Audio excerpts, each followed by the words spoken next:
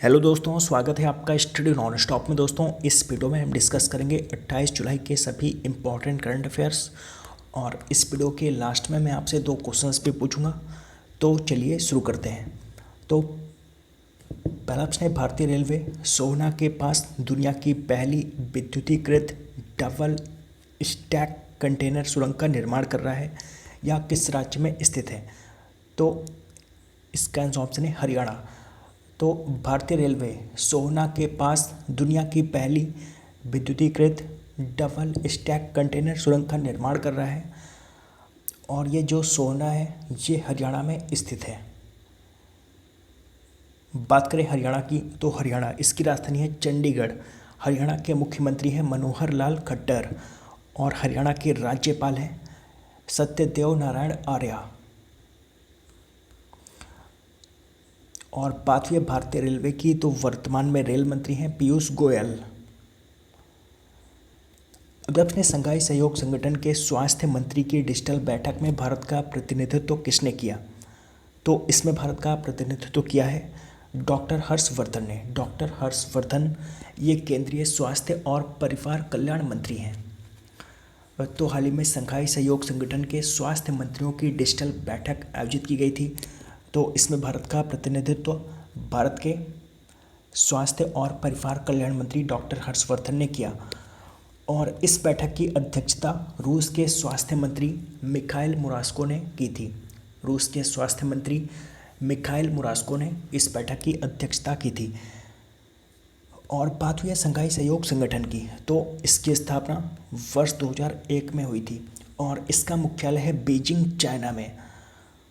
और इसके वर्तमान में महासचिव हैं व्लादिमीर नोरोव। Vladimir Norov. और शंघाई सहयोग संगठन में भारत वर्ष 2017 में शामिल हुआ था। भारत और पाकिस्तान दोनों ही देश वर्ष 2017 में शंघाई सहयोग संगठन में शामिल हुए थे।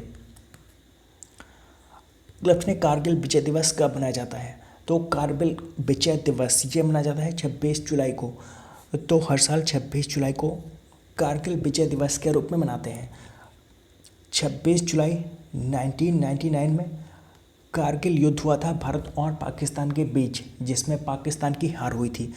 तो उस युद्ध में जो भी भारतीय सेना में सैनिक भाग लिए थे और शहीद हुए थे, उनको सम्मानित करने के लिए हर साल 26 जुलाई को कारगिल विजय दिवस के रूप में मनाते हैं।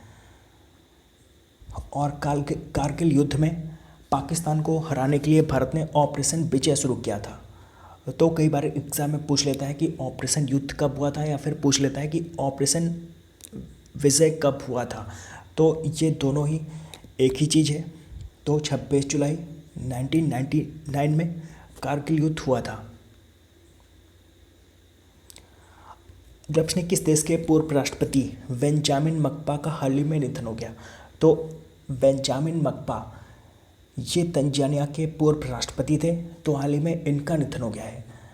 1995 से 2005 तक ये तंजानिया के राष्ट्रपति रहे थे। तो बेंजामिन मकपा ये तंजानिया के पूर्व राष्ट्रपति थे। हाल ही में इनका निधन हो गया। बात करें तंजानिया की, तो तंजानिया इसकी राजधानी है डोडोमा। डोडोमा इसकी राजधानी है, और यहाँ की करेंसी है शिलिंग। और वर्तमान में तंजानिया के राष्ट्रपति हैं जॉन मागुफुली। जॉन मागुफुली वर्तमान में तंजानिया के राष्ट्रपति हैं।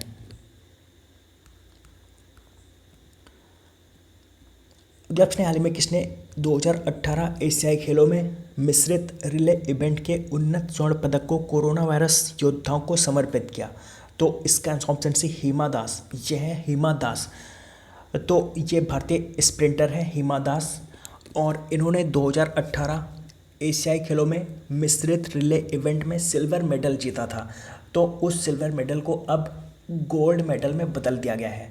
और ऐसा इसलिए किया गया है क्योंकि उस प्रतियोगिता में स्वर्ण पदक बहरीन की टीम ने जीता था, लेकिन बहरीन की टीम का एक सदस्य डोपिंग टेस्ट में फेल हो गया है, और उस पर 4 साल का बैन लगा दिया गया है। तो इसलिए उस स्वर्ण पदक को भारतीय टीम को दे दिया गया। तो इसीलिए हिमा दास का जो सिल्वर मेडल है उसको गोल्ड मेडल में बदल दिया गया है और हिमा दास ने अपने गोल्ड मेडल को कोरोना वायरस योद्धाओं को समर्पित कर दिया है। हिमा दास इन्हें ढींग एक्सप्रेस के नाम से जानते हैं। ढींग एक्सप्रेस इनका निकनेम है। अपने चौथे खेलो इंडिया यूथ गेम्स की मेजबानी कौन करेगा? तो चौथे खेलो इंडिया यूथ गेम्स की मेजबानी करेगा हरियाणा। हरियाणा इसकी मेजबानी करेगा और इसका आयोजन हरियाणा के पंचकुला में होगा। हरियाणा के पंचकुला में इसका आयोजन होगा और कब होगा?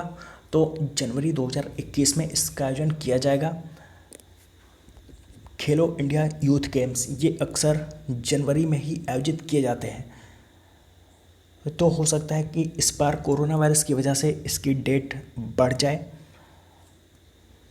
और जो तीसरा खेलो इंडिया यूथ गेम्स हुआ था वो कहाँ पर हुआ था? तो वो गुवाहाटी में हुआ था। जनवरी 2020 में गुवाहाटी में तीसरे खेलो इंडिया यूथ गेम्स हुए थे, जिसमें सबसे ज़्यादा पदक महाराष्ट्र ने जीते थे। तो अब ये चौथा खेलो इंडिया यूथ गेम्स ये हरियाणा में होगा, हरियाणा के पंचकुला में होगा।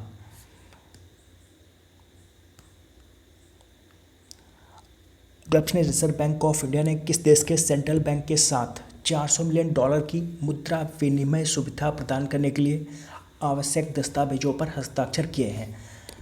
तो इसका ऑप्शन है श्रीलंका।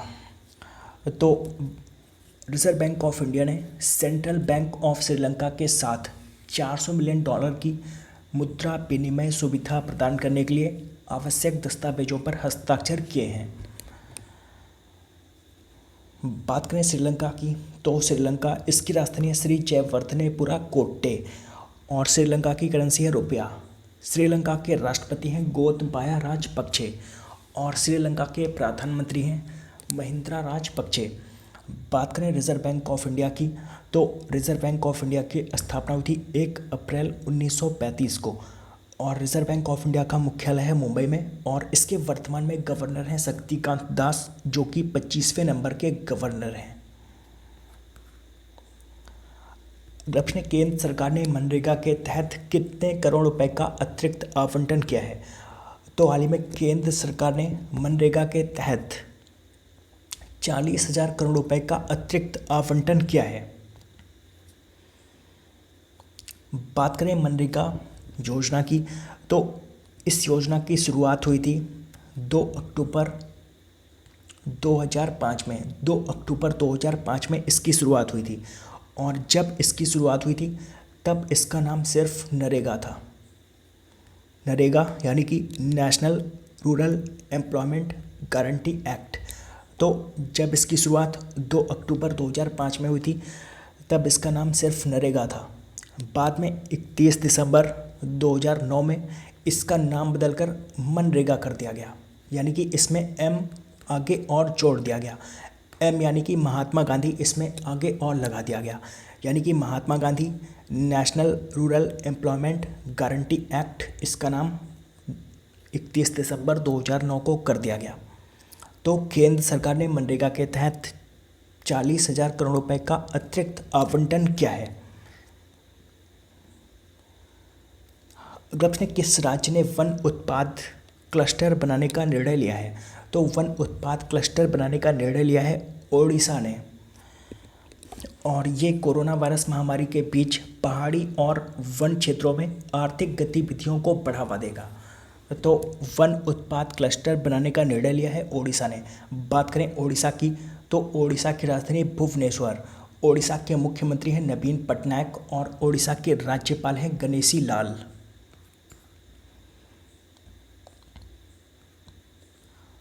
दोस्तों, आज आपके लिए पहला प्रश्न, हाल ही में किस देश ने 3D प्रिंटेड एयरक्राफ्ट इंजन का सफल परीक्षण किया है? और आज आपके लिए दूसरा प्रश्न, हाल ही में किस देश को विश्व व्यापार संगठन से ऑब्जर्वर का दर्जा मिला है? तो इन दोनों प्रश्नों का आंसर आपको कमेंट बॉक्स में बताना है। तो दोस्तों, उम्मीद करता हूँ कि आपको ये वीडियो पसंद आया होगा। अगर आपको ये वीडियो पसंद आया हो तो आप इस वीडियो को लाइक और शेयर करना मत भूलिए और अगर आपने अभी तक इस चैनल को सब्सक्राइब नहीं किया है तो आप इस चैनल को भी सब्सक्राइब कर लीजिए। तो दोस्तों, मिलते हैं अगले वीडियो में, तब तक के लिए goodbye and take care.